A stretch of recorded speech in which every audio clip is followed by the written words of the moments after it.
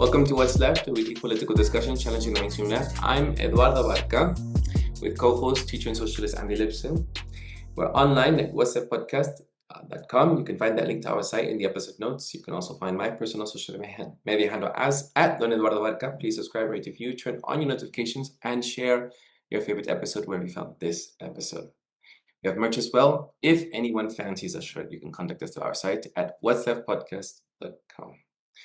All right, so here we go. We have a group here with 4 different time zones. So I'm going to present each one, and they've been on different episodes. This is a What's Left family podcast, and so here I go. John Klyczek, author of School World Order, The Technocratic Globalization of Corporatized Education by Trine Books, and contributed to New Politics, the Center for Research on Globalization, Op-Ed News, The Interpreted Report, The Dissident Voice, and Unlimited Hangout.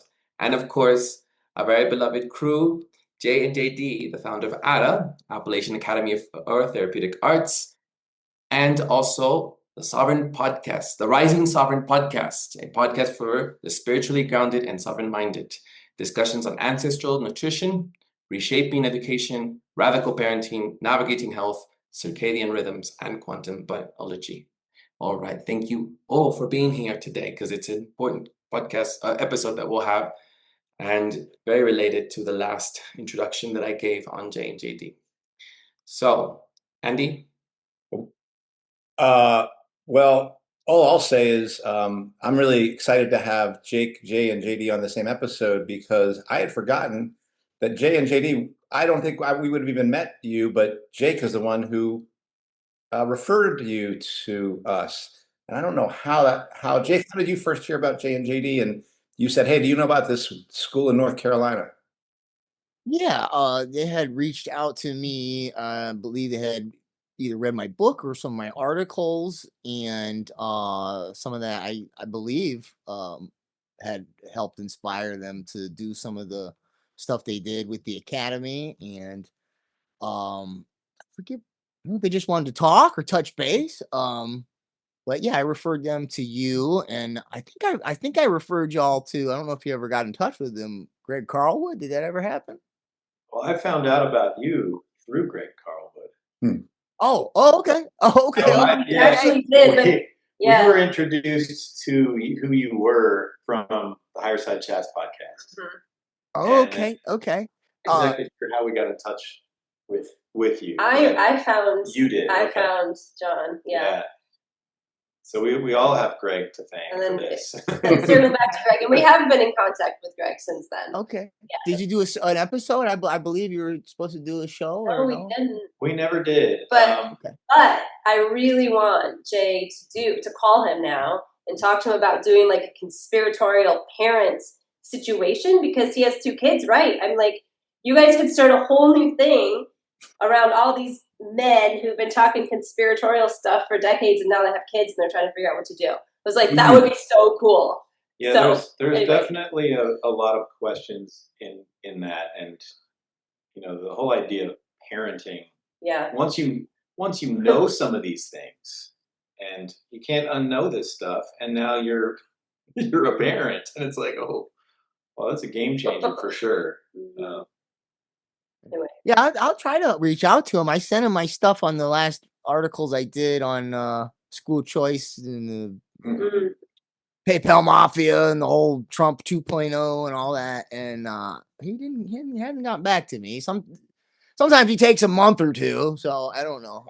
So I'll reach out to him again. Yeah.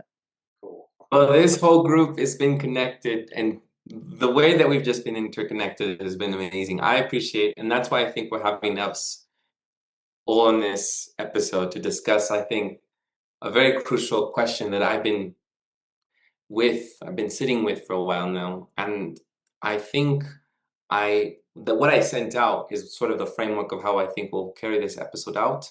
And I hope that we try to find some coherence in this, because I'm still trying to figure it out even still now as we're discussing this episode. And the episode that we're doing tonight is the force behind our politics. It's what I have thought about since the beginning of What's Left. What drives us? What motivates us, what calls to us, what pushes us forward, what may be the reason why we are doing whatever organizing effort we are doing, and the why, exploring that why, that impulse. Here on What's Left, we do a lot of politics, like with a lot of commentary on politics. And I asked Andy on a phone call, I said to him, what motivates you? Why do you feel so moved, or what touches you to continue on when sometimes you look out into the world and it's kind of despair sometimes? You feel, I don't know, you might feel um, you may not have the wherewithal at times to be able to deal with world events. So I guess I haven't said it, the place of maybe the motivating forces behind our politics, the spiritual maybe. So I think that's what we'll be diving into. I don't know, does anyone have any first reactions to that? Well, I'll add this, is that, first of all, if you're looking at this, I think you're going to see two people on one side, Andy and Eduardo on one side, and you're going to see Jake, Jay, and Jaydee on the other side. And on the Andy and Eduardo side, I think both of us would call ourselves atheists, as we enter into this conversation about what moves us. But really, because Eduardo, you had been wanting to have this conversation as a result of like the way in your yoga practice, people are asking you questions about what are your beliefs, and then trying to answer that. But then, like only 2 weeks ago, Jake set me up in a trap when he asked me. That's a nice way to put it. You did. And You did. You set go me up ahead. in a I know trap. what you're talking about. Go ahead. And like a mouse, I fell right into it. And he asked me, he goes, Andy, what do you think the chance of revolution in your lifetime is? And I said, less than 0.1%, like less than 0.1%.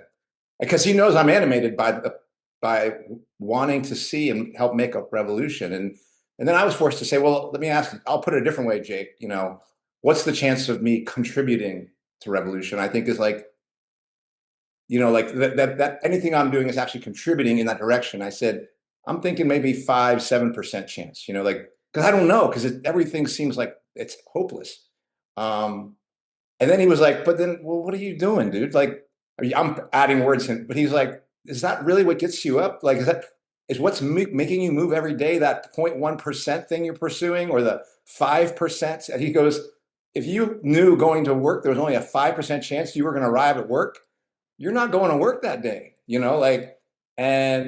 and he goes, I think something else is running around. Like, and I knew at that point I was cooked. And I think he's right. He's right. Like, I'm not running around off the 0.1% chance a revolution is likely to happen, because that's what it feels like the chances are. What gets me to do the things I'm doing, and I had a longer meeting at work trying to help some coworkers and blah, blah, blah.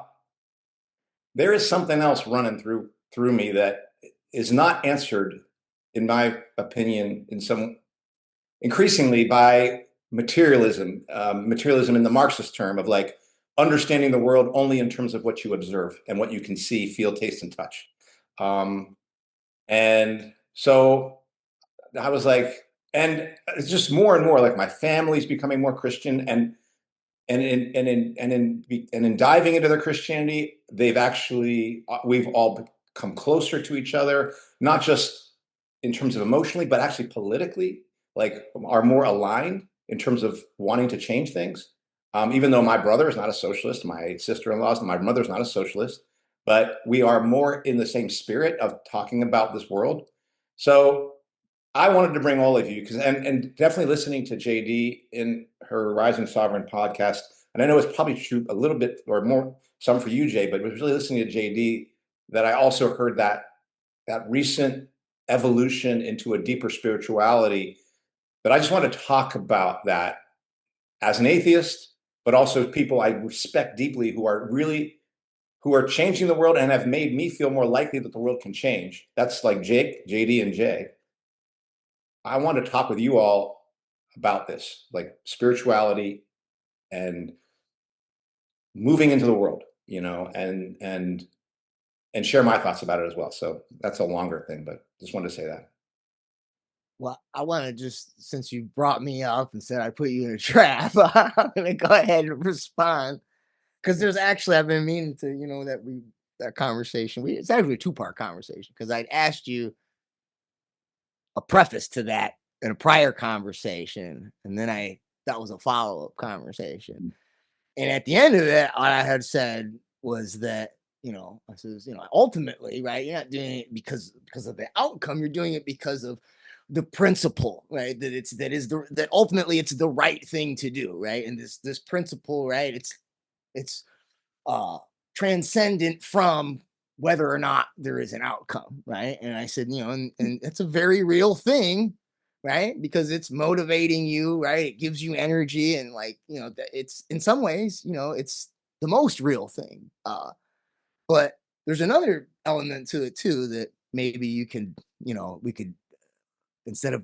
we can move from the realm of a priori philosophy to actual the world of metaphysics. And that is that it's not just that principle is real insofar as it is the crux of why you do everything you do, that it basically informs and guides your entire life. But it's also that it's evidently spiritual because there's a power in it, meaning that, as you just noted, that there's a 5% chance that that's going to work out.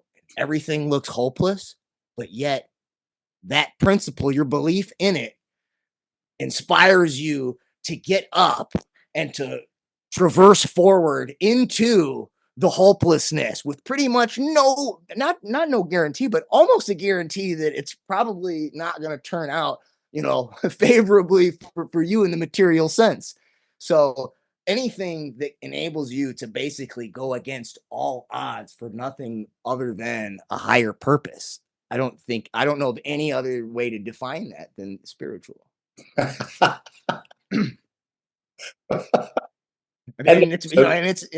a real thing, because it's I'll tell you that, in my own life, a lot of times, even today was a long day. It was a very long day. I had an interview this morning. I did my plyometric thing. I had my migraine glasses on before we started. And it's sometimes I wonder what keeps me going, but anyways, I'm rambling there. Jay or JD, do you want to comment? Well, I feel like I need to take these off because I feel like I'm obscured from the conversation in some way. Yeah, it's interesting to hear that take on the it's like what one person is having as an experience, and then viewing it through the lens of somebody else. And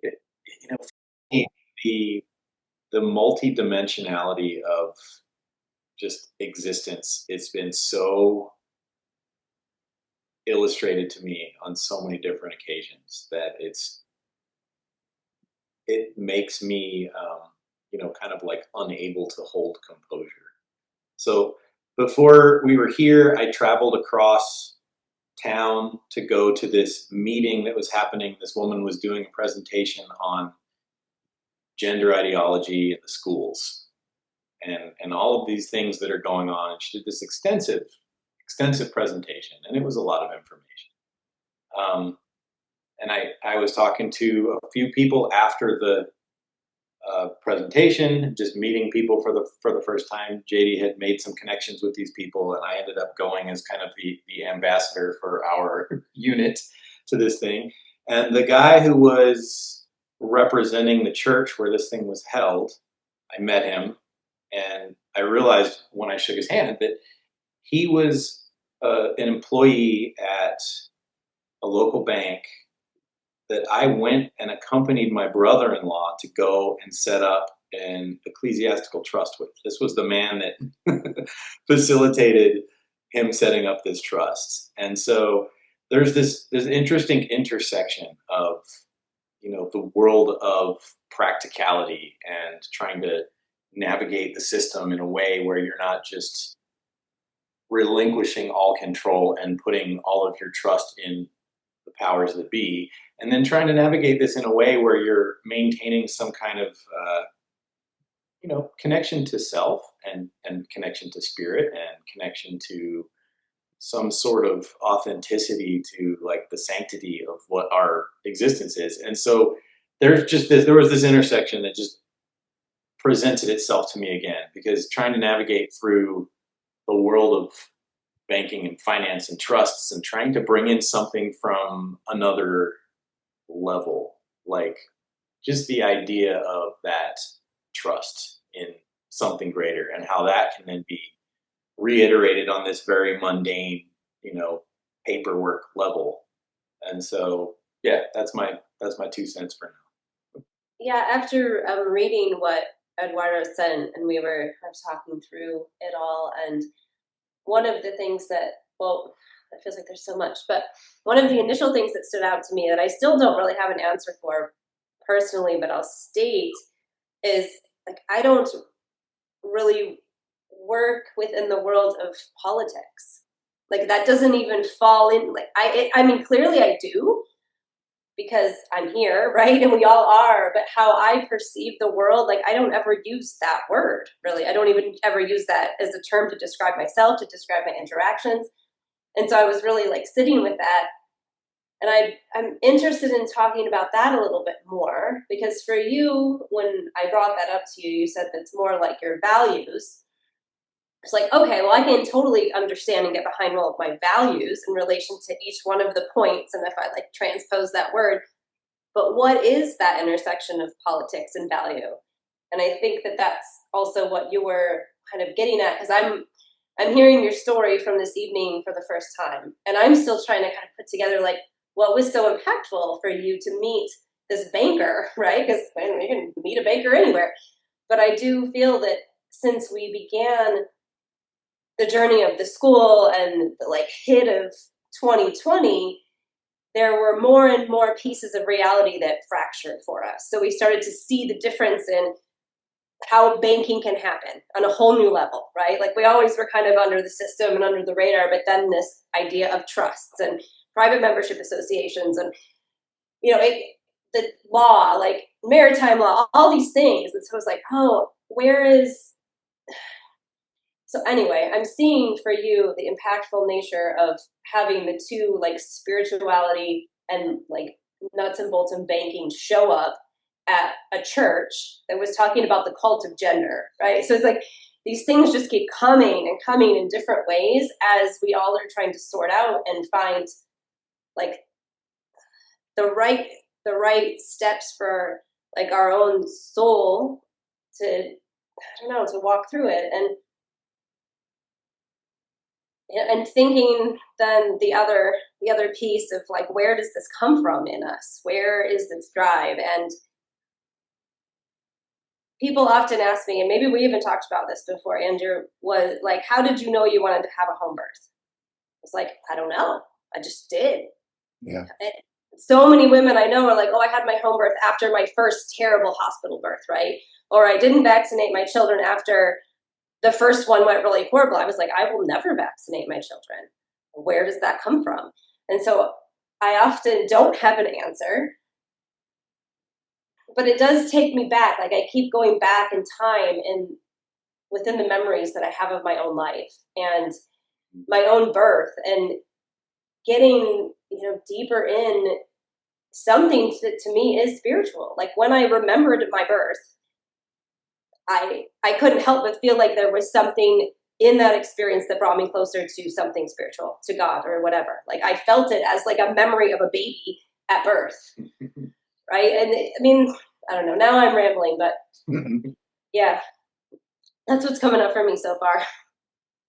I suppose when you say that, Jaydee, that you weren't even thinking about the word politics, I sometimes encounter people who say, what does that have to do with me in my life? And I see so much of what's happening in the world actually affect us directly or indirectly. And we forget sometimes it's like we just live in a political climate that has or moves.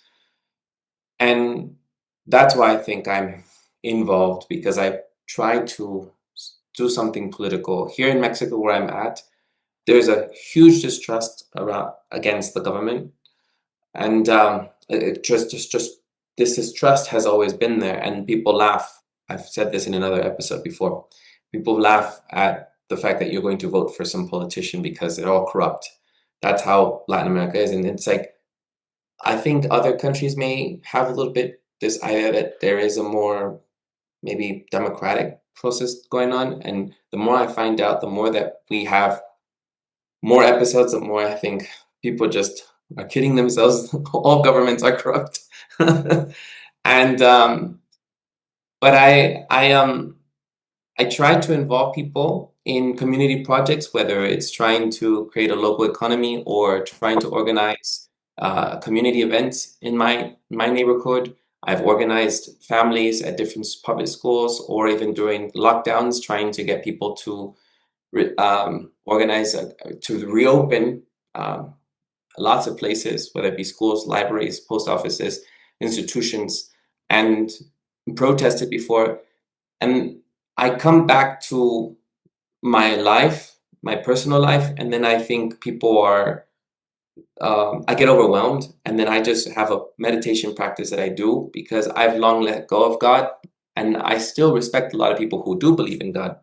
And that's why I'm curious how we've all going to come to this conversation. I was raised a Jehovah's Witness, part of a Christian sect, and I read the Bible 3 times. I don't know if I understood it. I always say this the whole time. But I, out of coming out of that, I lost God, and then I felt I could just be free, but then I felt very lost. And the only thing I had was I went to a meditation course out in the foothills of the Sierra Nevadas, and I stayed quiet for 10 days. I meditated for 10 hours, and it really worked, and it gave me the structure I needed. So how I deal with world events is just, or how I deal with the news is through my practice. But I have found myself as Andy mentioned it, recently encountering people, especially here, maybe not so much in California or in England, where I also taught. I've also been a yoga instructor in the music festival scene. I've found people here trying to ask me, what do you believe in? What are you for? How do you spiritually get connected? My colleague, who's also another yoga instructor, she believes in the more profound and spiritual force. And I have a hard time, and I know students want something more than just, meditate and continue trying to control your body, continue having discipline.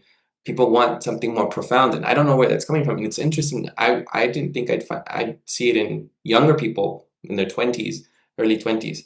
I'm in my 30s.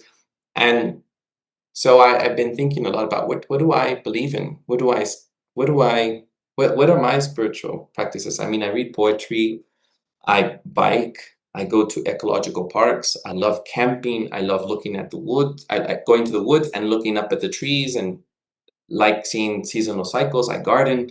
But what is that? What's behind that? I'm moved by it. I certainly feel something. And I asked Andy, maybe we should have a discussion, because why do I feel so inclined to organize? Why do I feel so inclined to be with working class folk in neighborhoods that are urban, or organize with other people that maybe are not like-minded, but I see that they're struggling, economic impediments are there, and I'm still grappling with that. So that's why I invited all of you. And as we have a discussion, we don't have to have a final or any conclusive response to all of the core questions I laid out for us in the email.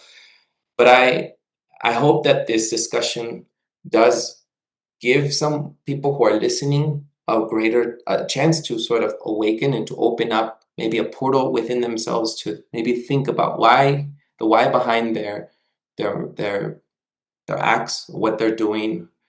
And even if it's a small act versus a larger act, there might be some person that is running a whole institution of an orphanage, I don't know, and then someone else is just organizing a community garden, whatever it is. I just find all acts to be a contribution to something. And I'm grateful that people are doing something, whether it's organizing families and just trying to make a refuge, as you two have done, for kids and families in a world where people would just mark you as being, I don't know, resisting and trying to be, that word anti-vaxxer is like so negative, which I think that so many people should actually adopt that word.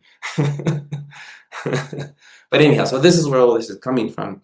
And so I'll continue listening and see if I can also chime in. But does that maybe bring something up for anybody? Does anyone else want to go? Round robin here. I guess I'll jump in. So I heard people talk about like what motivates their politics, their activism, etc., and sort of touching on whether or not that might be something spiritual. For me personally, uh, you know, especially when I'm looking at not just corporate government exploitation of the average human being. When I look at something like eugenics and transhumanism, what I see ultimately is uh, a project to literally mutilate the imago Dei, the image of God, which is the human creature as it has been created for its purposes, right? Like, and you've people that have watched me on the show, I've said it many times, I've written about it, and I'm not the only one. I mean, it's almost wide open, wide out there in the open that these transhumanists, they basically think that they will become gods. Ray Kurzweil says it. Yuval Noah Harari says it, right? And if there's anything that if you read Genesis, Book of Genesis, right? What does the serpent say to Eve in the garden? Oh, if you eat this fruit of, it's the tree of knowledge of good and evil. But a lot of these sort of technocratic Gnostic types, they like to basically just emphasize the knowledge part. So they go, it's the tree of the fruit of knowledge, right? And this is going to make us gods. And that's basically what, right? When Eve goes, no, if we eat that, we'll die. And, serpent goes, no. God's just say, he says that because he knows you'll be like him.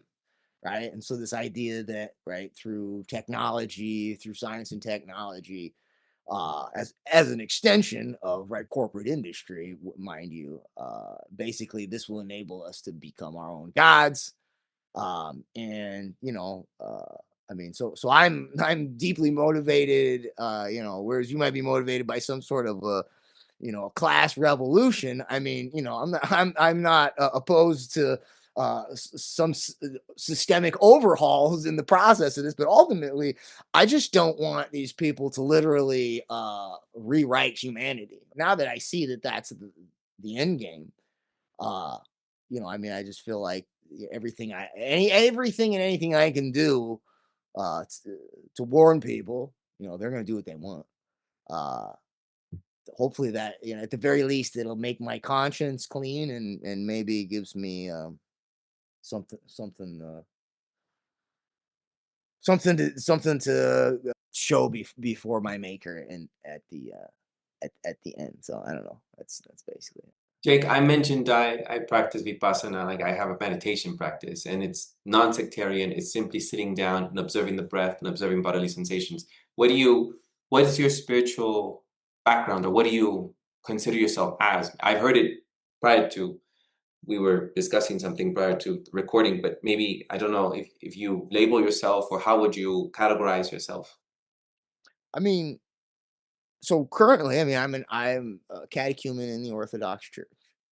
um so I spent most of my life, I was raised Catholic. Then I sort of went, and what's funny is actually, like, I didn't really, we were like, sometimes they call them creasters, I guess. It's like it's like Christmas and Easter is when you go to church, and maybe when people die. It wasn't really like, my dad was confirmed and all that. My uncle and my aunt were, but my grandma, I guess, wasn't a fan of like a lot of the Vatican II stuff, and like so she just wasn't bringing us as much, and that kind of trickled down through the generation. So around the time I was in high school, I got really into all different forms of mysticism. That's, why I got really into the I Ching and a little bit of Buddhism and some of the occult stuff as well. I mean, one of the most embarrassing ones would be like the Wicca, because it's not even like it's, it's like a hodgepodge modern mix mash of stuff. It's not a real tradition in the sense that like it's an ancient like actual practice. It's like so I was dabbling in all sorts of stuff like that. Um and it was around that time when I met a guy that's actually who I started my martial arts under too. But he was a Jehovah's Witness. So, I'm very familiar with the JWs. And he had to he's the first person that ever, I never heard at all times I was at Catholic liturgy, which wasn't very many, mind you, but I'd never really heard anybody in my family or, a few times I was at church tell the story in the garden like that. Because I used to tell him like, why does it matter if I do this or that or I, practice these? Why is it's not hurting nobody else? Like, and he was like, because you're trying to be your own God. And I was like, what do you mean? Like, and then he says, and then he tells me the story, what does the serpent say to the garden? And you're like, it was like Andy for like the moment when I brought it to you. It was one of those moments for me. It was like, oh, I kind of get that. Then after that comes along, then there was the non-denominational phase. And then looking into doing the deep research I have on sort of the occult roots of the technocracy and the eugenics and the transhumanism and all this stuff. Like you see these people like invoking that trope all the time, like wanting to be their own gods. And then you see like, but you also see like in a lot of I'll just say, on the Protestant end of things, but, they all have their problems, by the way, the Catholic and the Orthodox Church, they all have their problems with, I guess the term they might use would be like liberalism in the church or Gnosticism in the church. But I saw it very, very deeply in like a lot of the Protestant denominations, like everything was very social justice, where it was very us world oriented. Like there was like, like there was not, I mean, they don't have traditional sacraments in the sense of like, like they'll use juice and crackers as opposed to actual bread and wine. It might seem like a small thing, all right, but I mean, like the point was that during this process, I started to look at the history of the church itself. Like, how do we have the books of the Bible, right? Like, why, like, how did we come up with this? Like, and you look at things like the Nicene Creed, and I used to always repeat that in the church and be like, why do we repeat this thing? This, like, I believe in one God, the Father Almighty, maker of heaven and earth, so on and so forth. Okay. And then in one Lord Jesus Christ, the only begotten Son of God, begotten of the Father before all ages.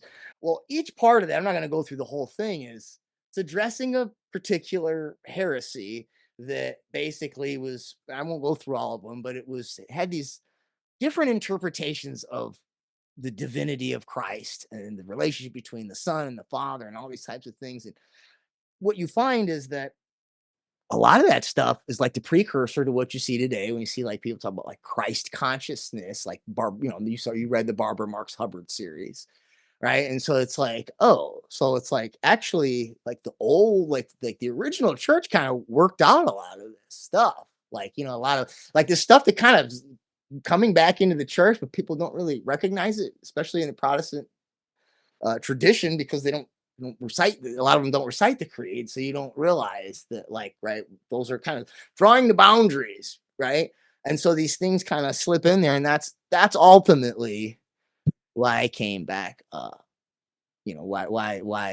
when I want to say back to Orthodoxy, because I wasn't Orthodox, but technically the Catholic and Orthodox Church were the same thing at one point before the Great Schism in about 1000 AD. So I mean, like that's my background. Now you asked me something about uh like you like when you talk about meditation without a spiritual orientation. I see that like, and then these people are asking you like, what's your belief system? Like, what do you believe in? Like, I guess you could say that meditation can be a spiritual technique, maybe to a certain extent outside of a spiritual belief system, but like, like something like it's a technique that a person can use to achieve a certain amount of mental discipline or inner peace, right? But that may or may not be aligned with like right living, like a spiritual belief system that's oriented towards a higher cause or a higher purpose. I mean, like, dude, there's these venture capitalist CEO, they go to Burning Man and they do their transcendental meditation or their their ayahuasca trip or whatever, and like they do all kind. I think Jack, what's the guy that used to own Twitter? He's into Jack all these Dorsey. sort of Eastern modalities. Yeah, I mean, like they come home and clear their breath, clear their mind out, so they can go back and reap profits the next day, right? So what I'm saying is that like I think that's what those people are kind of talking to you about, because like you can use those techniques to gain peace of mind to go and do horrible things the next day. I'm not saying you're doing that, but I'm saying that outside of an axiology like that potentially would be this would be along the lines of why I that long story I just told you, like why I orient myself in the Orthodox Church the way I do, right? Because a lot of those spiritual, modalities, like yeah, you can get insight and but is it guiding you appropriately? May or may not be the case, right? Well, I won't dive too much into it because I do want to hear Jay and JD. So I'll just briefly state I know what you're talking about perfectly. But just the same, there are so many politicians who are Christians or who are Catholics, and I see them driving us to war. So, I mean, I don't necessarily think that being a Christian or a Buddhist or a Muslim is going to take you to some higher place, or you're going to be as morally correct. The only thing I know is I felt lost being after so much structure as Jehovah's Witness, and then having to follow Sila, Samadhi, Panya, which are the three elements that I just incorporate into my life: morality, concentration, and wisdom. So I try to practice that on my daily life, and I do my best to be disciplined. I wake up at 5 a.m. and meditate an hour every day, and I teach yoga for 2 hours, and I try to help students understand that everything they do is a little grain of sand and what they have to contribute to the world. What's their contribution today? And whether that's helping out their child, whether that's helping out their nephew, whether that's helping out their grandmother, or whether that's helping out their neighbor. And if they can go further beyond, perfect. But yes, lots of people do meditation with music, mantras, and ayahuasca, and kind of out there ceremonies. And I'm not saying I haven't indulged in any of that, but I've learned just to sit still. Well, and Sit just still and watch how much I can't sit still. well, one of the things I've always thought a lot about, like, let this go, other people talk, but like, like Zen meditation in the East, like, very big with like samurai and the martial arts. Like, now a lot of that is just to keep you calm in battle. But I wonder if a lot of it was, the samurai were known to test their blades out on peasants. Like, I wonder if some of that was like, like PTSD from like after you go and do horrible things and slaughter people, you go home and empty out the mind. Like, the blade does the cutting. It is not you that does the cut. Like this sort of passive orientation of like the way it moves through you, and so like it divorces you from any responsibility. I wonder if, and I'm not saying it was designed that way, but I can't imagine that some warlord wasn't like, this would be very useful for like keeping our soldiers in line. Like, it has a spiritual power and can bring you peace of mind, but maybe sometimes you don't need peace of mind. Maybe you do need to feel bad sometimes. I'm not saying you. I'm saying, I maybe think I need your it. conscience is there to make sure that like you fix something before something worse happens in your soul or your mind. I don't know. So Well, I definitely don't believe in reincarnation. I don't know if it exists. I don't know what happens after life. I just need discipline and order. But anyhow, Jay and JD, you've both shared with us a bit in the last episode, and you've also been open about it in your recent changes, even JD's recent transformation, and I don't want to say it, your recent just calling or connection to God, if I may. say. Can you share about that? Because I'm quite curious.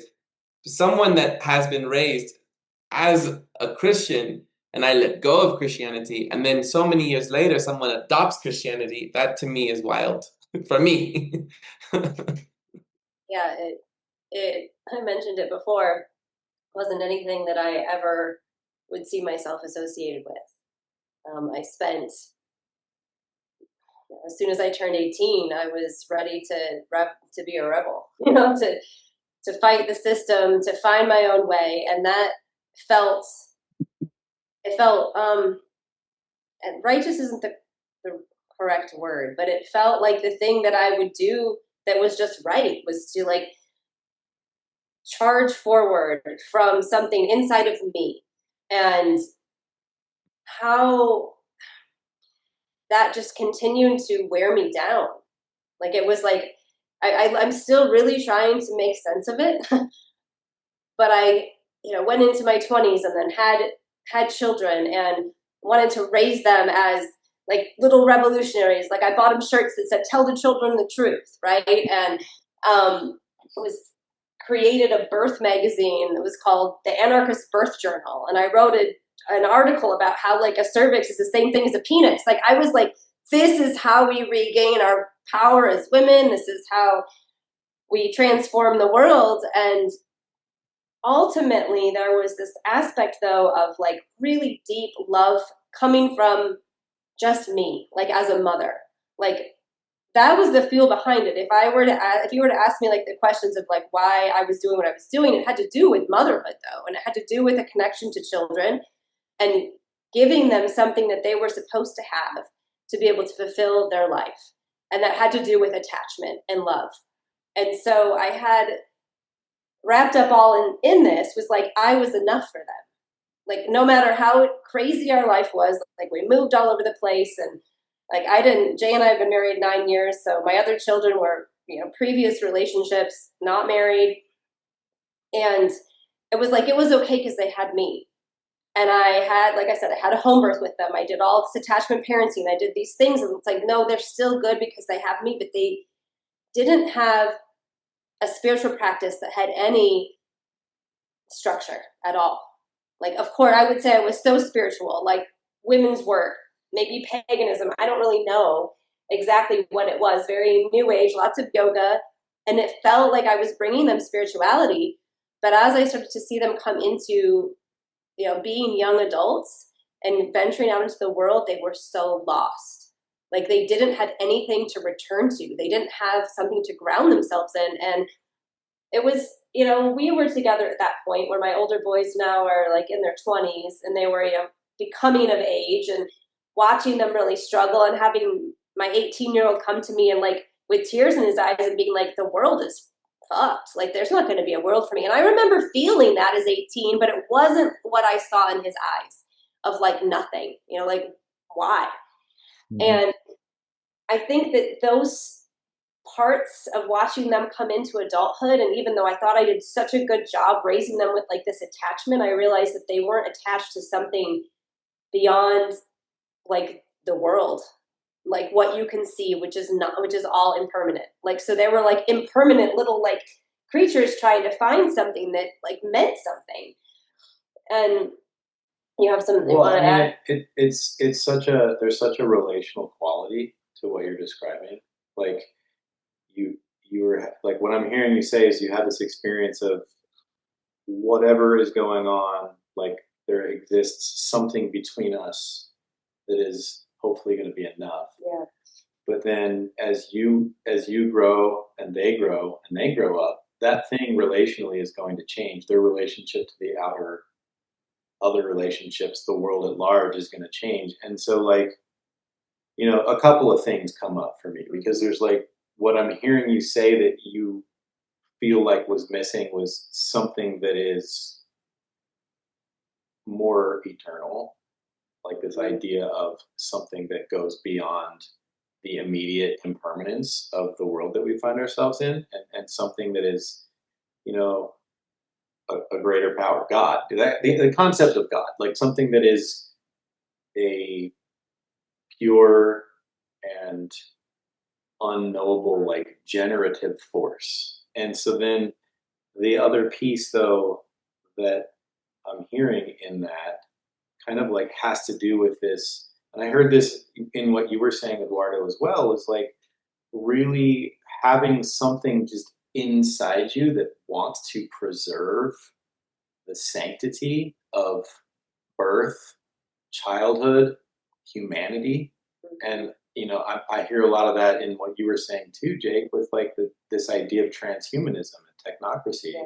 And we touched upon this a little bit before in our conversation, Andy and Eduardo, bringing up some of the things going around with technology and immigration, and there's this aspect of what is being attacked and attempted to be dismantled within each of us. It speaks to what you said, Jake, which is the Imago Dei. It's like this divine spark that we each carry within ourselves, and that is truly what it seems like all of us are collectively committed to trying to preserve and protect. Like I saw that with what we were doing with Ada, and I hear that when you're talking about your relationship with being a midwife. And and so everyone on this call that I've heard speak, there's that's a really strong thread there. It's just this deep, sincere desire to preserve some level of sanctity of what makes us human.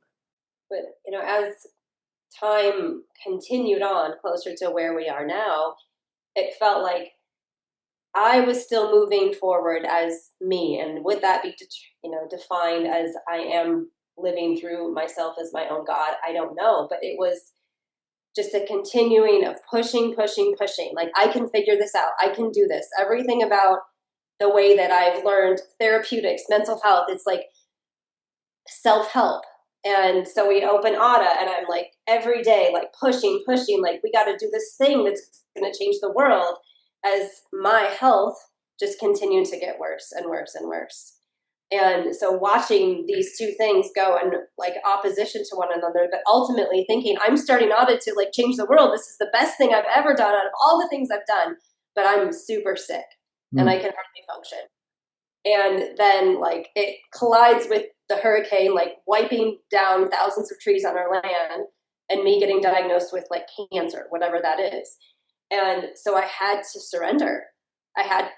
Literally, like we had no electricity for 3 weeks. You have to surrender to the dark. You have to surrender to washing your laundry in the creek.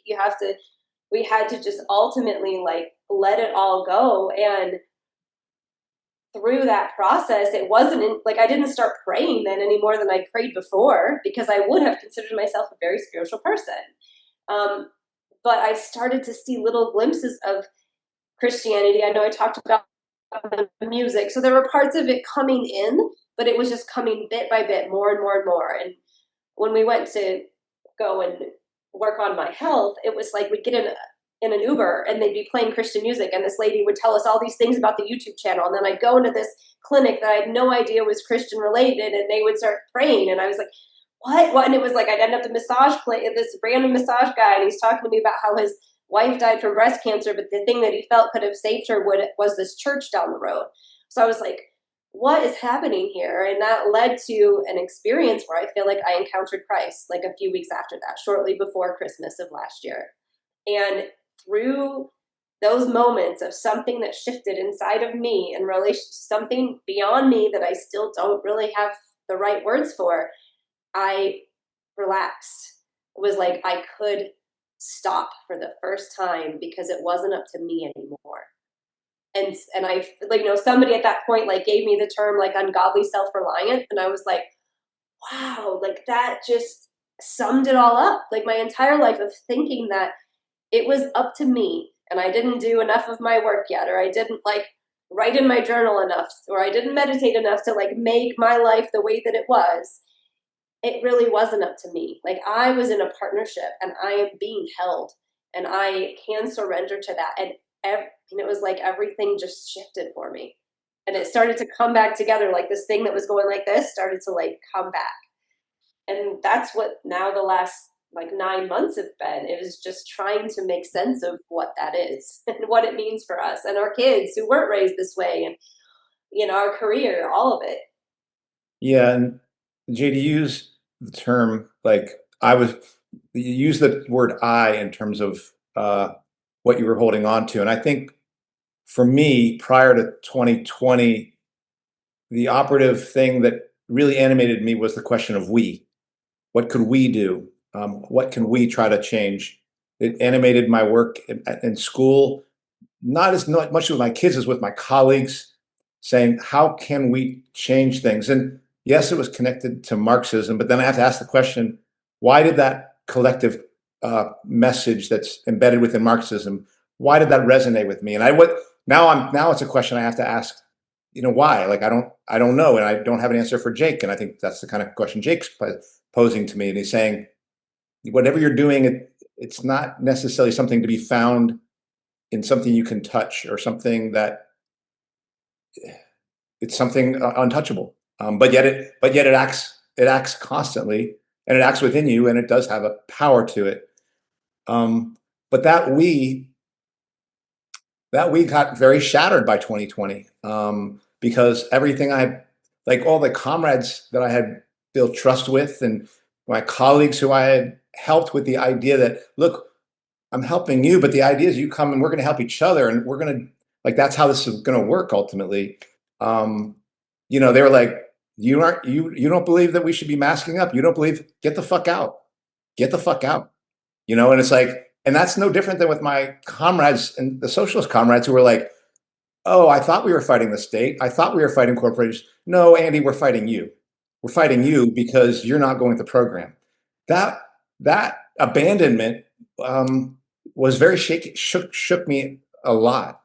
And I haven't abandoned we, but the we that I was trying to build abandoned me. And like, so I think I'm a very lost atheist now.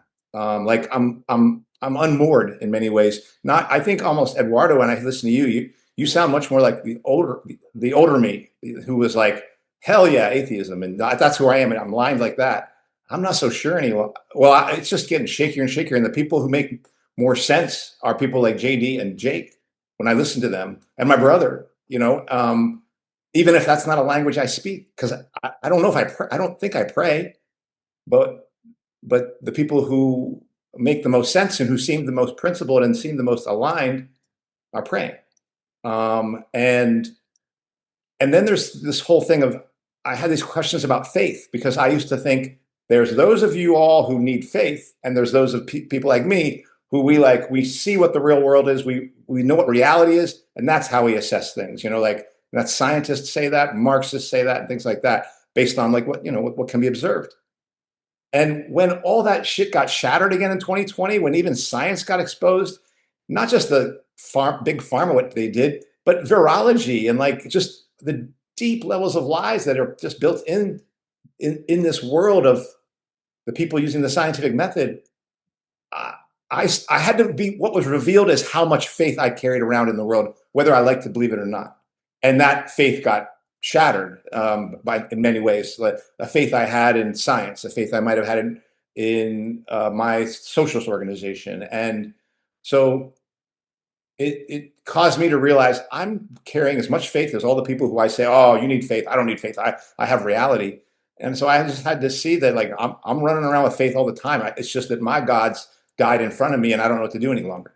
And so I think I just feel like I'm looking for something, clearly, because I keep wanting to have episodes like this, and keep wanting to talk to people who are in transition or have moved, or Jake, you're not in transition. I knew you as a Christian, you become more of a Christian. And that really has been the center, as best I understood, that has been the central line that has really been the basis for, why you did your book and things like that. And I'm like, in the same way that some of my best friend is a 25, 30-year recovering addict. Like, those are the people you can trust the most. The people who've been through hell and they found out what they had to do to get through it. And now they know the program that they have to run in order to keep themselves out of hell. And I'm obviously I'm just searching for something, and I'm using people who I trust and who I see at least are utilizing a North Star that is one that I either share or I believe in or I have some similar. I'm looking in that same direction, and I'm just asking those people, what are you looking at? What's causing you to go towards that star? And I think I'm just trying to answer questions around that. And so I just find this an interesting moment for me. And I know Brandy's very, very concerned that I might become Christian.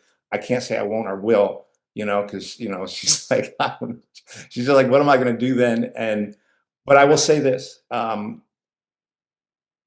it's interesting that none of you are particularly evangelizing types, and yet I find the way you talk about this very attractive, and that's interesting to me.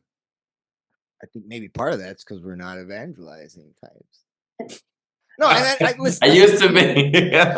even as a Christian, I remember once upon a time I was starting going to this non-denominational church at the college where I went. It was I really liked that place. A lot of great people there, man. It really was a good place for me at the time. And so I don't mean to talk smack or whatever, but this instance did kind of like, are we like, do you care about me, or you just want me to sign up for the program? Like, so like, you come in there like, oh, hey, sign up for these small groups, and you do the small groups. And then like, one day you go to small group, next day, and there's like this message board and you see your name on it. And like, hey, thanks for, I really appreciate. Well, the next year I had a different small group, and it's the same one. And the next one, it's like, oh, this is like a institutional this is like some sort of PR, like, and I'm not saying that the people weren't sincere that we're in the small group, but it's like stuff like that, like, especially if you're somebody that's not on board with, not believing yet, like you're reticent to actually make the leap of faith. Like, there was another time where, oh, I forget what we were talking about. We were debating something. This was like when I was transitioning between denominations or whatever. And the guy was like, he kept coming up with some argument, and I was getting really into politics too. So I can't remember what the argument was, but whatever it was, he was like, "Hey, you want to do something later?" I said, "Yeah." So we go back to the house, we're hanging out, eat some pizza, and he puts on this DVD, and it was like verbatim the things that he was saying. I'm like, dude, you brought me over here to like convince me of this argument. Like I thought we like, So for me, and this isn't like some sort of reverse psychology tactic. Yeah, like it's very important for me that, like, look, you not just you, anybody may or may not ever believe anything I believe. Like, I'm not gonna let that get in the way of me actually being your friend, caring about you as a human being, having a conversation about the thing we're talking about, trying to wedge my my evangelism into it every opportunity I get. Like it's not a good way to actually, like, when it comes up and it's germane to the conversation, then I think that's the best way, because then it's like, you're actually ready to consider it, because you're considering it in the content, and you don't feel like, oh, you're trying to get me to believe this thing. Like this is the logical response to the thing we're talking about. And so like for me and my apologetics, like which I don't consider myself an apologist, hardcore, like people like I go on the internet and I do apologetics. I mean, I don't think I'd be bad at it, but to me, it depends. Like I get to know a person first, and like I need to know where you're at. Like like as an atheist, like, dude, we need to figure. Like I'd have to talk to you, like, just to get you to consider that that the transcendent is a real thing, right? Like if I can get you there, uh, that's a big deal. Like you're gonna have a whole new different way of thinking about things. But like I'm not gonna get you from atheism to a specific religion, let alone Christianity. But like there's sort of like there's like kind of a like, if I were to walk somebody all the way to like orthodoxy, it would first, like, from atheism, it would be like, first you need to get you need to conceive of that there is of something that's transcendent and real. And then you start thinking about, like, well, what is that thing? Like, and then you start looking at the different traditions that have conceived of this, right? Is it the Tao in the East? Is it the Logos of Heraclitus? Is it, right? Is Christ the Logos in the Tao? Like, right? And so from there, you go through, is it pantheist? Is it deist? Is it a personal God? Is it, right? And this all takes a very, very long time, right? To actually consider each of these traditions, right? And to weigh them against each other. And right. But for us, like, when we talk, yeah, I don't, that's not like, I think you said I put you in a trap. And then what'd you say the other time? It was something like, always trying to seal the deal. Or your brother, like, I'm trying to seal the deal. Like, I thought this was a good point to make. And I thought it was one of the better points that It I had was to make. from Glenn Ross, ABC. Always be closing. I don't know, Andy, if we're in the same phase, because I think 18 years gave me a good chance to see that I don't want to be in a Christian bubble. And I don't feel anything. That's why I envy people who have so much faith. I'm surrounded by churches and cathedrals here, and I look at people's faith and I wonder, what do they have that I don't? I don't feel any of that. But anyhow, I want to ask and then pose something to the three of you. I'm not Andy, because you don't have a particular faith. But I'm curious. Uh, is it possible to be spiritual without the institution? Because I feel as if the Christian institution or a Christian Judeo denomination is influential and institutional. And I think sometimes these things can be I think they can overlap, but I think from my background as I shared, I think it would be better if it was separated, because I have found so many horrendous things done under the name of Christ or under the name of Muhammad or under the name of, the Jewish state, and it just,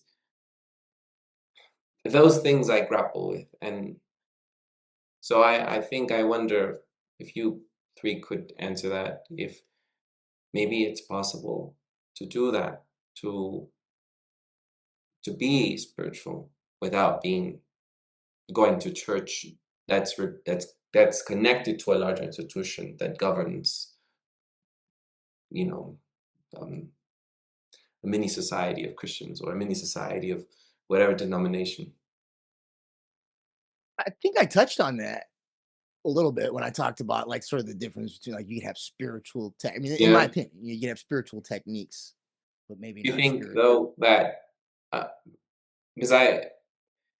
because I have seen some pretty awful things, such as in churches where, I'll just say it, abuse. I worked at an elementary school, and so many kids that come from well, they had Christian backgrounds, and then later on it was discovered. Like, it was hard for me to then think how much cover up there is, and that's why I still have this negative view. And that doesn't take away from people's genuine, sincere connection to God or their spiritual connection, their spiritual practice, I meant to say.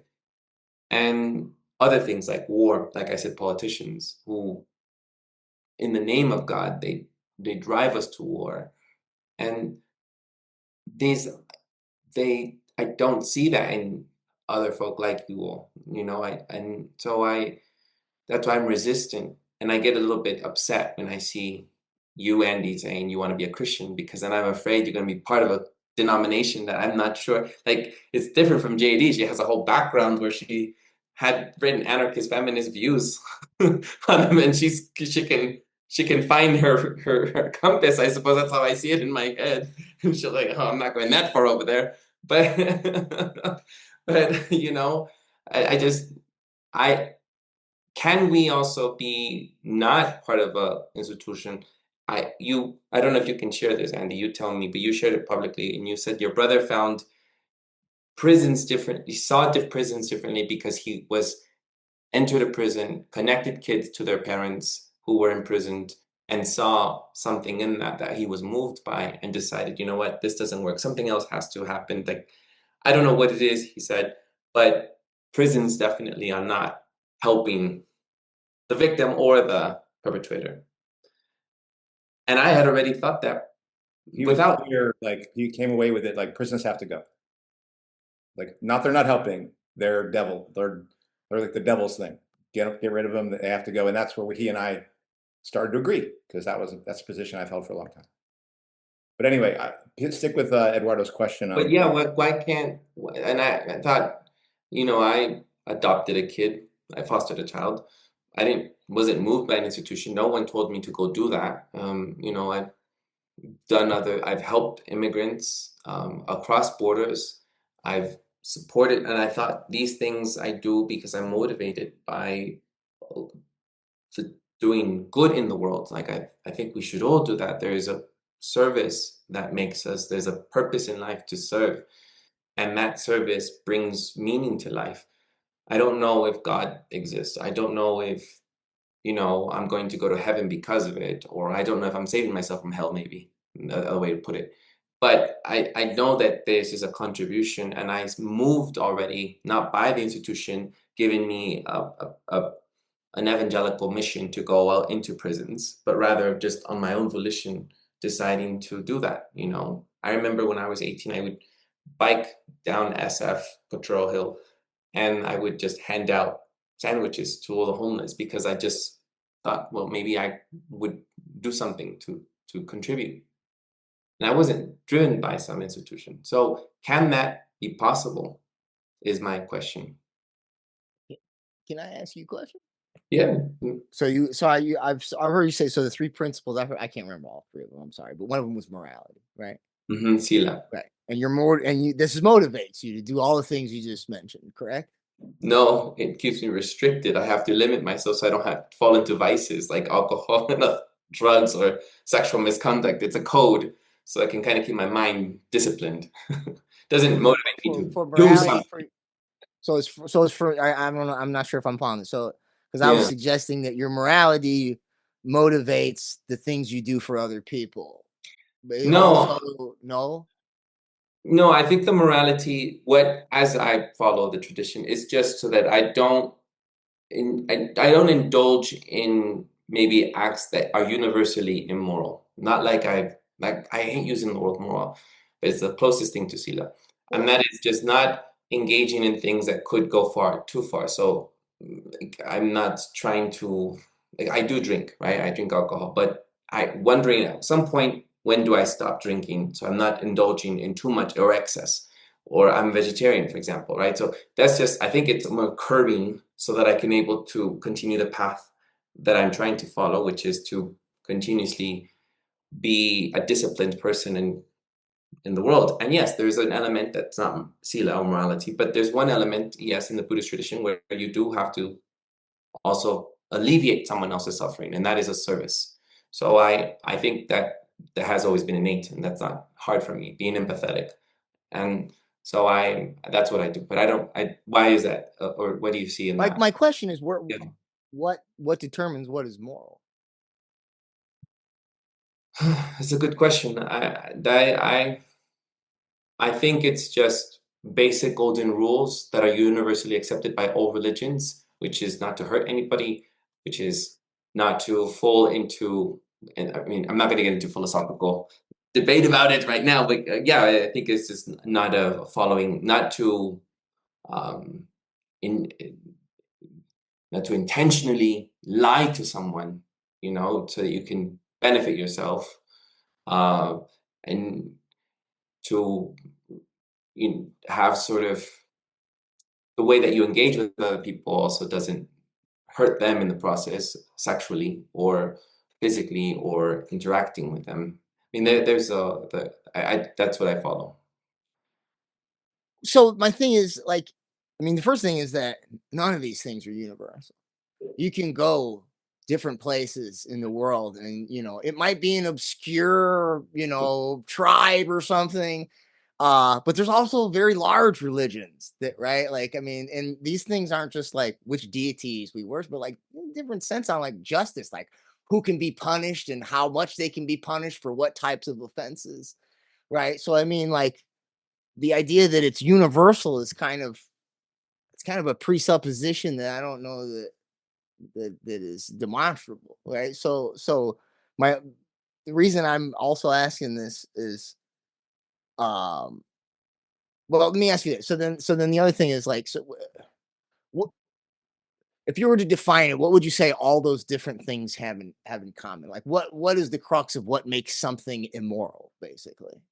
I think it's basically the general rule of not contributing to someone else's suffering by not just to keep yourself not from doing something that's hurtful to them in different ways. And So I this is where we think get to that's basically the way that I would wrap it up in a conclusive thought. This is where we get to basically Brave New World. Like, and this is where I figured. I mean, this is what I'm hearing. So I wanted to ask you instead of just assume things.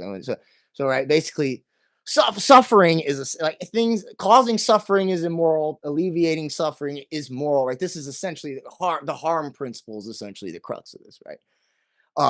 What if you could create the society that Aldous Huxley wanted to make, where everybody's happy all the time?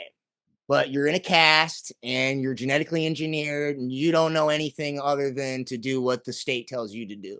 But everybody's happy. There's no harm. There's no suffering. Would you be okay with that? Would that be and or would that be moral? I don't know where are we going with this? The point is, I think that morality ultimately comes back to what I suggested about the Imago Dei. Right. It's not necessarily like, and this is the other thing, like a lot of these people, C.S. Lewis has a quote.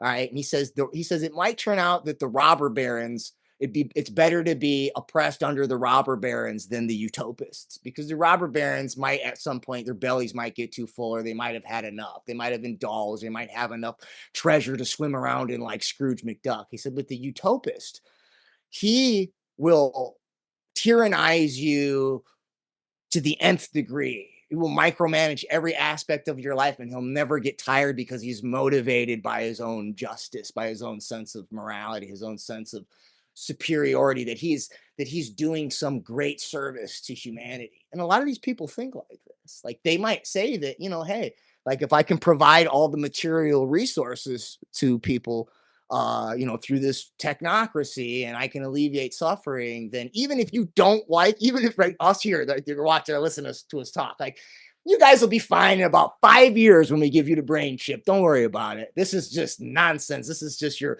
chemicals in your head bouncing around the wrong way. We haven't re-engineered them correctly. Like that's, I ask you all this to sort of lead you to that, to suggest that, like, again, like I think you can have spiritual techniques, but I do think that,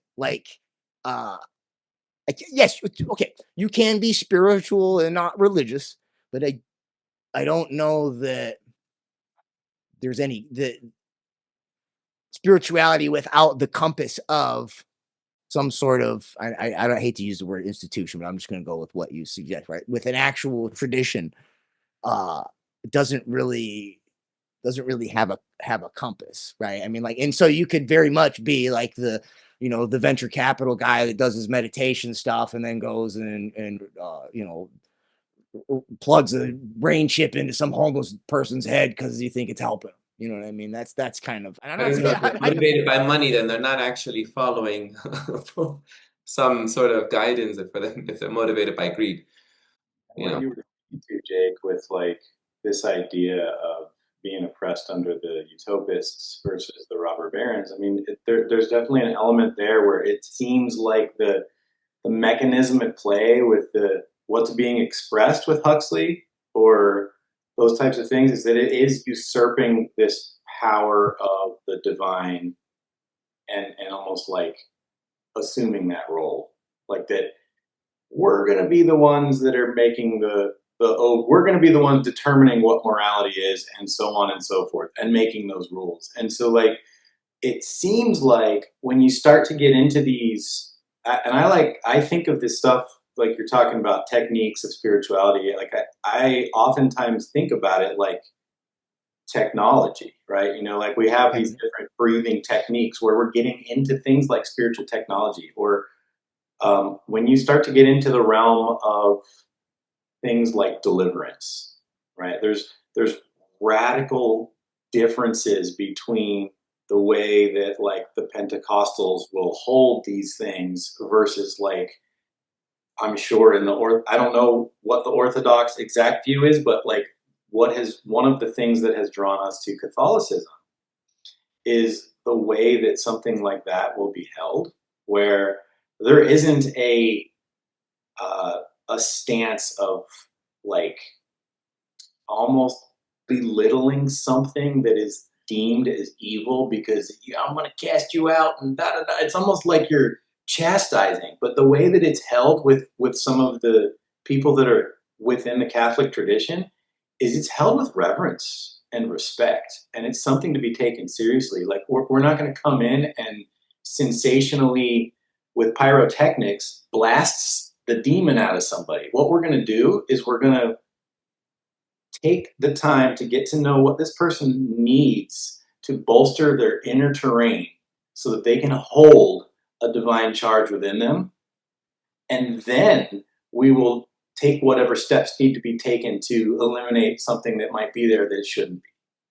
And so there's like a radical difference in how these things are held. And I feel like a lot of these older institutionalized methodologies that have to do with this spiritual technology have accounted for the margin of error that can happen when somebody takes these things into their own hands, and like what you can inadvertently expose yourself to Or by do upon another person. or somebody else by playing with these things that are really potent, like transcendent, existential, divine, spiritual mechanisms that interpenetrate all the levels of reality, and then we're, essentially it's available to everybody.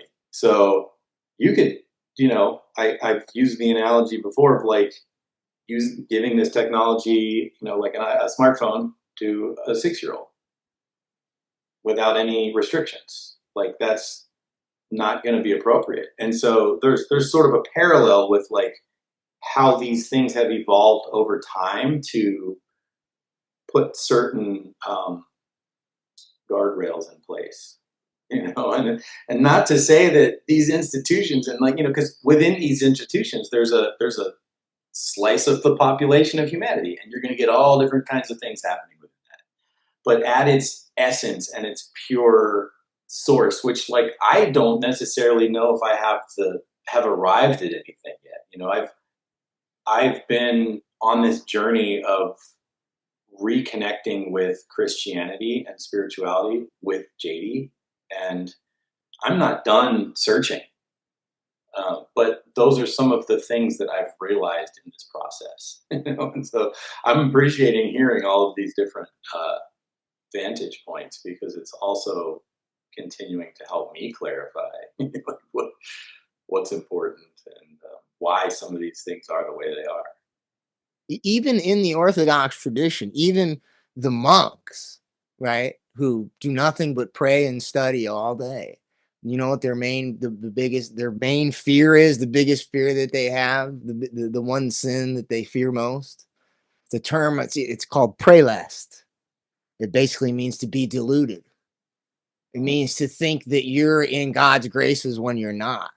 This is coming from the people that have the guardrails up, that live in the monastery, that don't go out in the world, that do nothing but pray all day, are scared that they, right? Like my friend, the chanter I mentioned, he says when you singing, he says, you always want to be focused on singing to God and communicating with God. He says, you never want to look within like, ooh, that I sound so good with that note, or what, just those little things to them is like, near blasphemous, like, and so the thing about spiritual techniques is that they will give you ecstatic, you will have psychic experiences that are at least small t transcendent, in the sense that you will feel a way that you never felt in your every mundane, workaday life.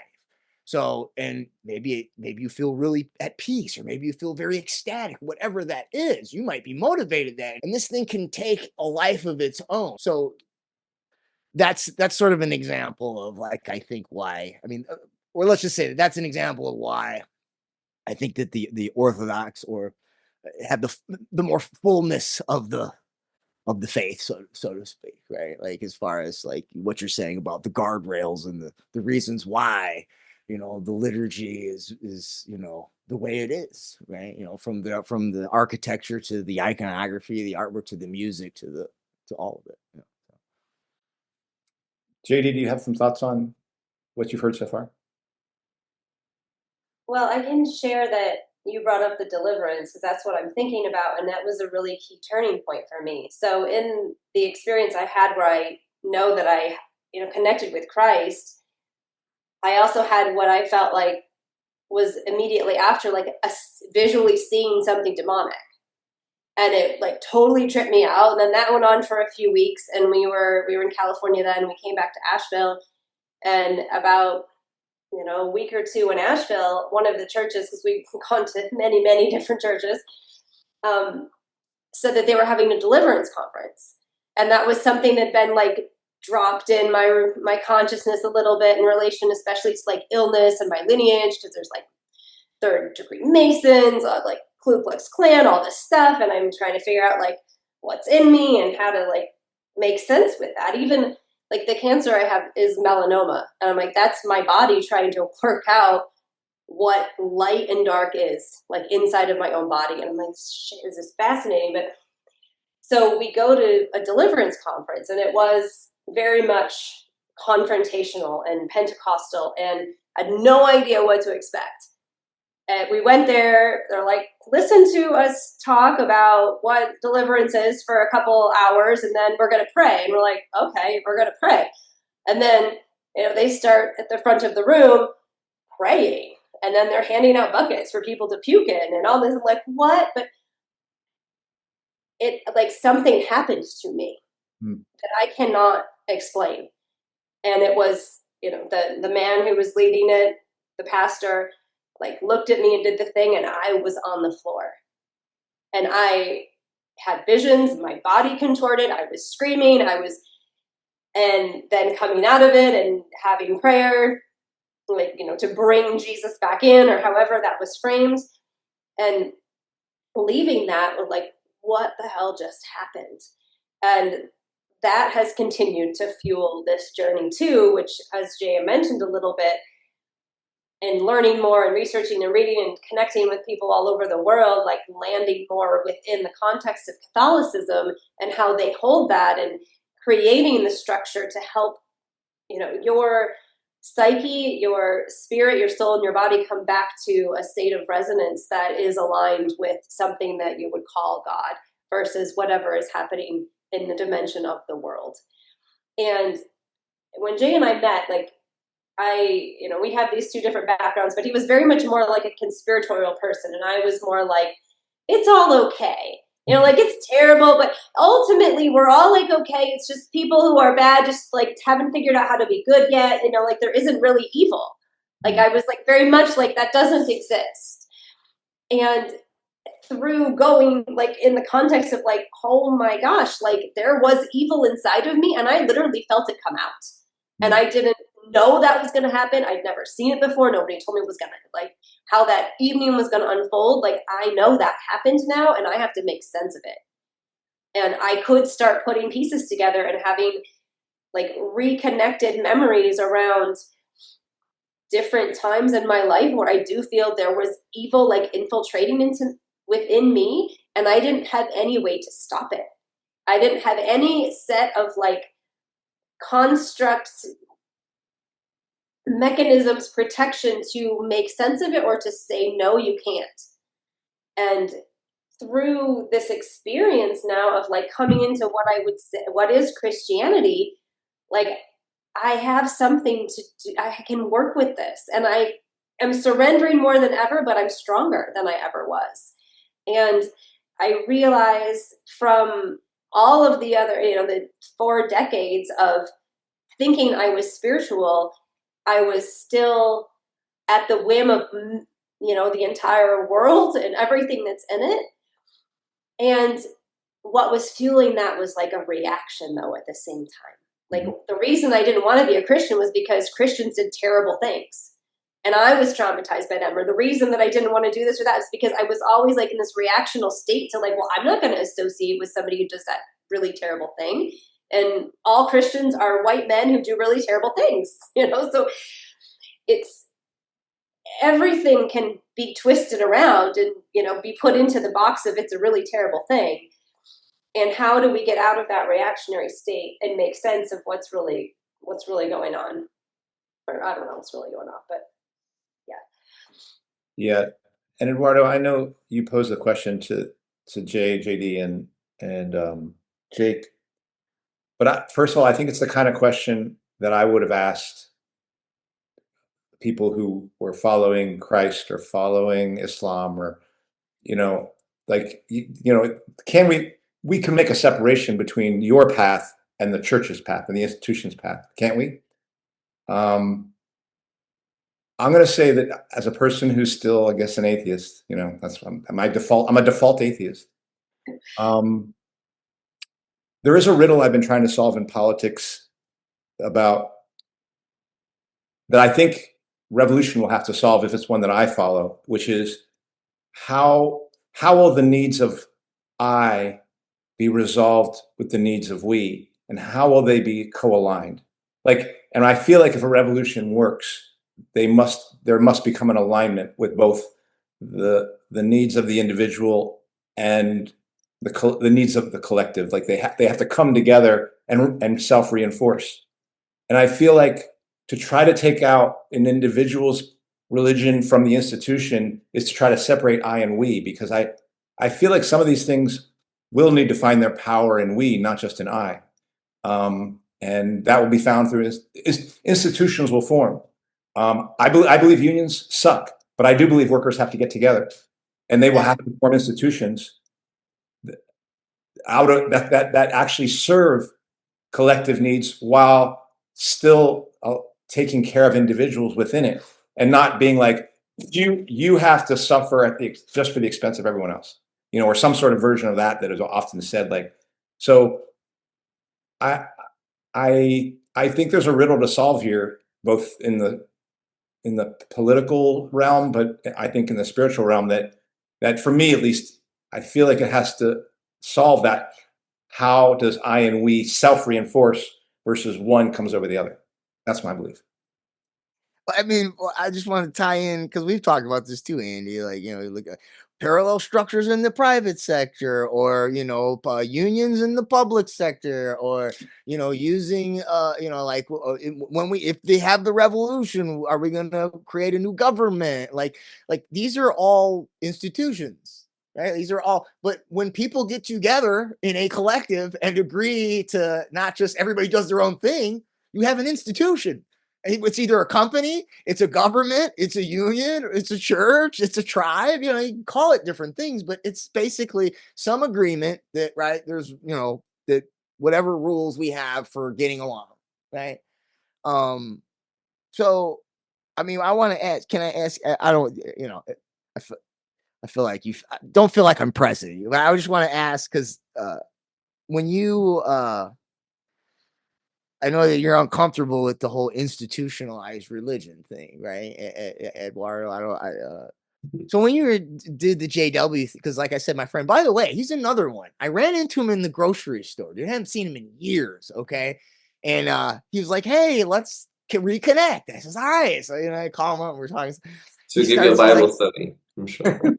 Yes, dude, that's exactly what happened, dude. Like, and he would and he didn't realize that I'd become. I don't think I was quite in the catechumen phase yet, but I mean, I was almost there if I wasn't.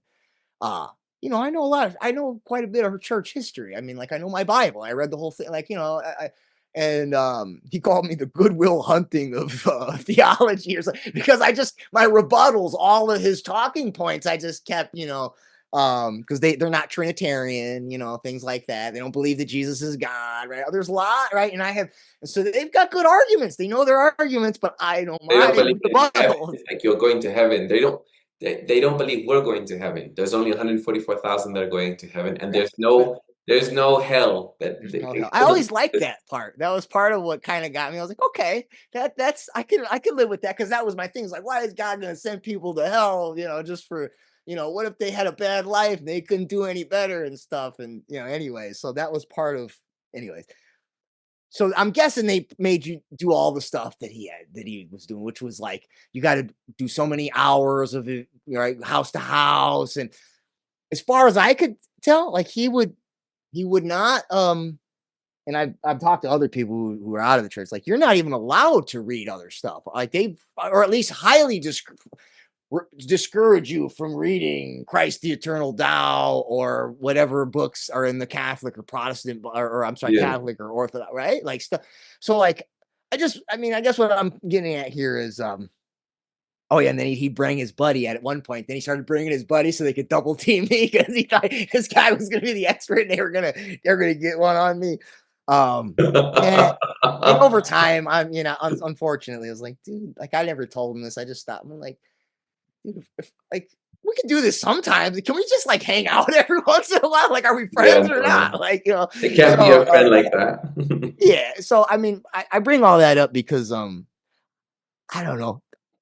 That is not institutionalism, right? That's like, I don't want to be mean, but that's like a cult, kind of, basically. That's a cult, right? Like when you're not allowed to interact. Are cults as well. Sorry. Yeah, no, but like with the Orthodox, they'll tell you, dude, read the other stuff. We'll explain to you why we're right, and we're not telling you don't do that. Like they don't. And as we were talking before we came on, they heard Christ. That's an Orthodox book. Like that's basically what I really liked about Orthodoxy was that they don't just like, oh, that's from the East. No, yeah, even though actually Orthodox is, Eastern, so to speak. It's Eastern when they broke after the Great Schism. But, it's like, they'll be like, oh yeah, here's what's true about that. And here's how we got it a little bit more accurate, right? Like, here's like, yes, there is this transcendent force Tao, but actually it's a person, right? And then, right, it's Christ and so on and so forth, right? Like, so I'm just saying that, like, I don't know, I that might not, using your experience in the JW institution as a litmus test for like, institutionalized whatever might not be the best metric. It might, it might have soured you a little bit on just institutions more. 18 years of my life as a in a sect though definitely gave so much structure. Suddenly I didn't have any structure because made me go way down deep. So I have the yoga place it's a class? Is it like bhakti yoga, or is it just kind of like a place, more like an exercise place, or is it like I know yoga tradition, or no, I do. Well, it's influenced by Iyengar. It's influenced by Iyengar, and and Vipassana influence, and Pilates. I do Pilates as well, but that's because I believe in the core that we should strengthen our body and take care of our body for our health. Isn't that kind of an institution though?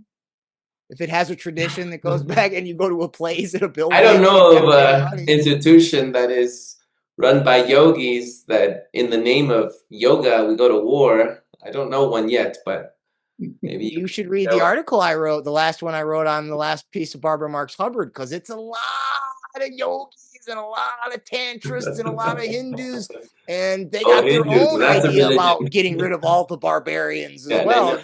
They have their own eschatology, and there's a lot. Unfortunately, there's a lot of sex abuse as well in that. Yeah, I'm sure. I mean, it's not, part of that too. I mean, people that abuse people, they find places where children go. So, I mean, I don't know that it's the nature of the institution that attracts disgusting people like that. You know what I mean? So, I mean, but this is. I hope this doesn't feel like I'm like, I'm on the evangelism thing on you here, Eduardo. But like, I want, you said some few things in rather than. I didn't mean for this to be centered on trying to. I mean, anyhow, you asked a question. I'm interested I responded with questions. Sorry. You're fine.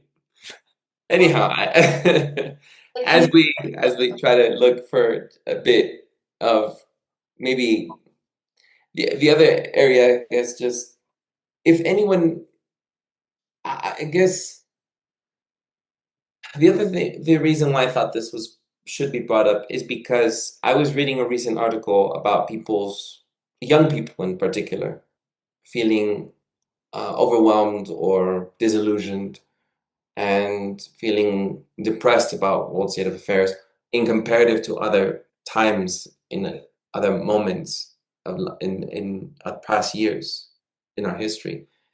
And maybe that just because we haven't taken surveys of it as maybe 100 years ago of young people, how they feel about it then. But just since the 60s, there have been numerous studies and seen that there is a population that does feel that there is a dystopia that we're going into. And people are turning to, a lot of young people are turning to, I was reading, I forget, I'll source it, I'll share it, it's turning to a spiritual practice or to a greater being or connecting to God. And that is a trend that's happening. And I wonder about that sometimes. I don't know if maybe there's a calling at this time. I don't know. I don't believe in that. But there is something happening with young people. Definitely, I see it constantly. My nephews and my cousins and I don't call them students, but my fellow yogis, like folks that are in my courses that do feel connected to something greater or want to feel connected to something greater. And I think it has to do with mental health. That's how I categorize it. I'm not sure if that's maybe how other people might have, but I think it has to do with how do you deal with the stress? How do you deal with so many events and you feel overwhelmed, and how do you find your place in the world? And so I can understand it, but maybe that's not what's happening. I don't know. So it's been on my mind. And if the three of you that do have faith, the three of you that do have a belief that maybe is there, what or how do you deal or what do you do with so much negativity or the stress of world events for some, that what I offer, maybe not for some people it does do something for them. Others, it's not enough. They can't just sit still and have a disciplined life and try to see how service. They need to first take care of themselves before they can even give service to someone else. That's what I'm seeing, you know. And is there something around hope that we can share? These are things that come to my mind. I've been contemplating a lot in these past few months, especially this summer. I think it can be both, Like I think that that hope, or like this calling, or this hope, or a mental health, or like because for me, I know, like for Jaydee and I, it's like we're oftentimes feeling like, oh my gosh, we're in a barrage of madness and chaos, and It's coming. Everything's coming for us. AI, robots. I just read an article, where SF is going to try out robots now as police force. oh man, I mean, It really is there. I can see why people feel overwhelmed. it does. It feels overwhelming, and the technology, the technocracy, the social manipulation, the politics, the pressure, the imminent threats of, you name it, World War III, all the things. So it's like, but then we also know there's a lot of youth around us that are like suffering. There's a lot of kids that are suffering. I mean, that was a lot of what led us to do what we did with Ada and try and provide something different from that. But it's like, I think those things are just different levels of how the kind of like the nexus of whatever our human structure is made. It's like a multi-dimensional thing. And what we are, we exist on multiple different levels. And so there's going to be expressions of the mental health is showing up in a way to drive people. Like that's part of the call, is what I'm saying, and the pressure and all of the different directions that things are compressing down are gonna, push one to really question and reevaluate what is reality? What is this suffering? What are the answers to being human, being in a body? And so, yeah, I mean, I see those things as being connected. But that's me. You know, like I mean, I is the see human condition any worse or better than it's ever been? It's just a different set of details and circumstances. Like, the human condition has always been plagued by something, at least in all the history I've ever seen, you know, we have our access to. And I mean, it's not really an uncommon thought. Like, you can't get rid of pain, you know, and within the construct of homeopathy, right? If you suppress something, it's never going to go away till it's expressed. Like, you just suppress it, and it's going to come out somewhere else. Like, they're using polio to cure cancer because polio used to help us XYZ, and now we have cancer instead of kids having polio. So the human condition has been one of pain and suffering for as long as we can go back to. It's just the circumstances and the details of that are now different. And maybe at some point in the past, we did have more of a hold on some type of religion or structure and connection to divinity that helped us get through that at some point. I don't know. I don't nearly know the history of religion like any of you.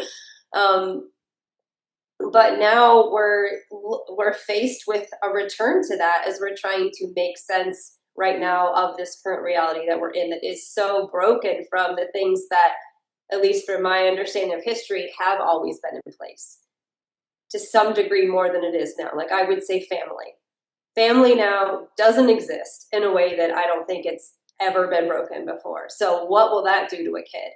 You know, and I was a front runner of that. I'm like, I have children from 3 different partners and like community families, the greatest gift. And I'm like, absolutely not.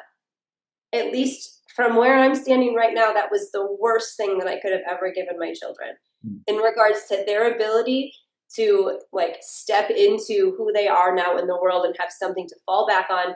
It's like, you know, the thing that's making them go forward, but also allowing them to like take a breath. Like, that doesn't exist. And I'm like, wow, like what did I do that got them there? And so I'm like questioning all of those things, those pieces. But you had, when I hear you describe that, it's like there's almost zero structure. It was like the opposite. The complete lack of structure was like the thing that was being embraced. But that was the most spiritual thing that I could ever think of, because it was the opposite of all the institution that religion, like I was seeing, was like wrong and harmful. Like, just like the education, like they had very little structure with their education. And I thought like the structure, all they needed was me, but that's not. Like, that wasn't all they needed at all. Like, because that shifts and changes and the relationship moves and I will die. And then what will they do? I mean, when I hear you talking, though, it's like I see this like oscillation between like looking outward and then looking inward, and then looking outward and then looking inward. And then finally you went to a place where you like looked beyond. And it kind of like integrated something that was what, you know, was maybe missing for you. So Jake, do you want to say anything? Because I think we're probably wrapping up here. Oh, if we're gonna wrap up, I guess I'll say a couple of things. One is, you know, I know one thing I really liked about going to the Orthodox Church was, you know, I mentioned my grandma was Catholic, raised us Catholic, and big family, you know, and grandma had 2 sisters, and so and then grandpa had 1 brother. And, you know, so, you know, holidays were big events. And, you know, when she passed away, apparently she was the one that kept all that together, because that never happened anymore. And, yeah, I don't have much of a family anymore at this point. And one thing that's nice about going to the Orthodox Church is you see, so now they're ethnic churches, right? So you have Greek Orthodox, Latvian, et cetera, and it doesn't, it just means the ethnic part of it is just the liturgies in that language. I mean, it's just the same liturgy either way. But it's just like you see the generations of people there. You see the great grandparents and all the way down to the kids, and like it just reminds me. I mean, I'm not Greek, you know, and there's a few people I know there, and they're all nice and very welcoming and all that. I mean, like, you know, it's just nice to see, like, it's the closest thing I have to feeling like it was, you know, and I'm noting that because I think that's part of the church structure, is to, that collective part. Like, I mean, the family is part of, it's a place where the family orients around, which makes the family tighter, and then makes the extended family and the community tighter as well. But I did also want to note that this notion of spirituality to alleviate suffering or for mental health, like, I'm not, I wonder if maybe we need a little more suffering. And what I mean by that is, I just mean that, I don't mean in like a morbid sense, but like every Sunday. Well, I mean, it's a whole week's process, but Sunday is the big day for as far as the death march. The four, now it's up to 4 miles. I added a mile on it, and there's a sprint mile in the middle.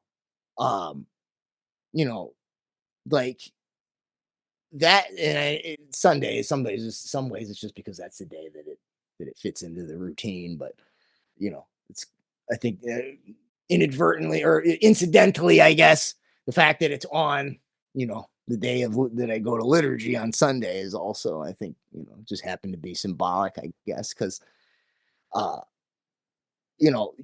this, there's no escaping. The only way, you can't bubble wrap your entire life. I mean, the logical conclusion to that sort of mentality, where like we orient our spiritual life towards making your mental life less stressful, and making your life in general less painful. uh that the logical conclusion of that is what is the Brave New World scenario. Well, that's the total opposite of what I'm going for. So there was a point, and I heard I heard JD say that it was like, okay, a phase where the weight just of everything, right, Andy? I think I heard you kind of say the same thing as well. Uh, the only way to overcome that, you're gonna have to be able to suffer more. I mean, the only thing that I think that enables you to do that is to, as you surrender and accept it. But if you're not oriented towards something higher, some greater good, like, who wants to submit to more and more suffering with nothing? You know what I mean? For no higher purpose? Like, that would be morbid, right? So, I think, and that's one thing that, especially in the Orthodox tradition, like penance, it's a big thing. You know what I mean? Like, and so for me, when I'm running and I feel like, oh, this is terrible, I want to quit, I'm like, dude, this is the best part of the week. This is the most important part of the week. Don't sit there and try to get away from this in your head, thinking about, oh, where's the end of it? When does it end? Oh, I'm so tired. Like, I'm close to home. Do I need to do the second lap? Don't do that. You know what I'm saying? Like, this is the play. This is the laboratory, right? And like, just to go back to the first thing that we started with, like, the power in that transcendent force, which I believe is God, right? That motivates you to do that thing, to do the right thing against all odds, with no other reward than suffering, is also somehow the thing that all the billions of dollars that these monsters have can't stop me from getting up and doing that run and writing this article, and doing that run and doing my penance gives me the energy to write that article and gives me to keep going for no other purpose than it's the right thing, that shows you that all that money is not more powerful than God, because that's apparently the only thing carrying me through it. Because if it was certainly not material resources, I'll tell you that. you know so that's what I'll end on that. Amen. Uh, I think there are so many ways we can take this. So I'm just appreciative of everyone chiming in and joining the conversation. Well, I'm sure we'll follow up sometime in the future, not anytime soon, but just to give us a break and then to reflect and come back. And I'll just say that, I've had the good fortune not just of being introduced to Jake through this awful period of 2020 and all that, but Jake, you and I have met in person twice, and I really do hope, Jay and JD, that we get that same chance. Because I just feel like it makes all the difference in the world to get to see that person. Jake came to California once, and then he visited my family in Missouri, my mom, and it was awesome. They loved him. So he's got a family with us. I know that. So much love to everybody here. Sorry, I was a little. I think I inquisitioned Eduardo more than he was comfortable with. I love you, Eduardo. I love you, India. Well, thank you. Let's end and conclude. Call it a night. Well, that does it for this week's episode. What's Left is a weekly political podcast / channel challenging the mainstream left. We post information about our topics and our guests on the episode notes where we found this episode, or on our blog at what'sleftpodcast.com. You can find past episodes to this podcast / channel there and connect with us. I remind folks, if you like anything you have heard here, please subscribe, rate, review, turn on your notifications to any of our platforms on Spotify, iTunes Podcast, BitChute, Odyssey, YouTube, Rumble, or Telegram. And you can find our blog and any of those links, again, wherever you found this episode. If you would like to give us feedback about something you've heard, people have, they always do, write to Andy, or suggest something for us to cover, such as others have. They wanted us to cover something, then we'll do it. I'm Eduardo Barca with co-host Andy Lipson, and thank you all.